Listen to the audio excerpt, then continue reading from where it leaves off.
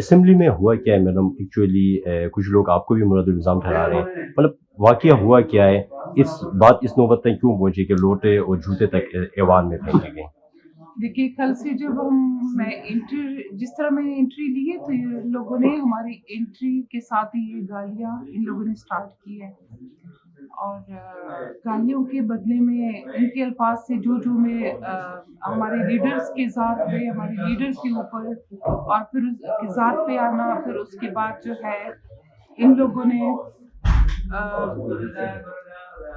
میں نے صرف ان کو گڑی دکھائی تو ان لوگوں نے جوتے، لوٹے، پانی کی بوتلیں، چرس، نسوار، اسکروز، چارجر، ان کے پاس کچھ رہا نہیں ہے کہ وہ ان لوگوں نے وہ پھینک دیے۔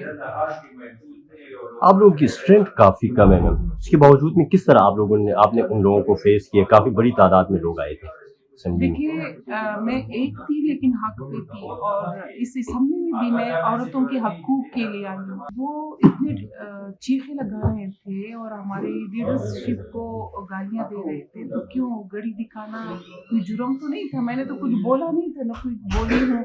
ایک اکیلی عورت تھی اور صرف میں نے ایک گڑی دکھائی جس پہ پوری پی ٹی آئی والی جو ہے، پوری دنیا میں جتنی پی ٹی آئی والی جہاں جہاں ہے ان کو جو ہے مرچی لگی ہے، تو ایک گڑی تھی، تو اپنی لیڈر کو کہتے کہ وہ چوری نہ کرتے۔ تو اب کتنے عرصے سے میم آپ اسمبلی میں ہیں، تھوڑا بتائیے گا؟ اور دوسری یہ کہ کبھی اس طرح واقعہ پہلے ہوا ہے کہ؟ میں لاسٹ 10 ایئر سے اس اسمبلی میں ہوں، لیکن اس طرح کا ماحول میں نے کبھی بھی نہیں دیکھا۔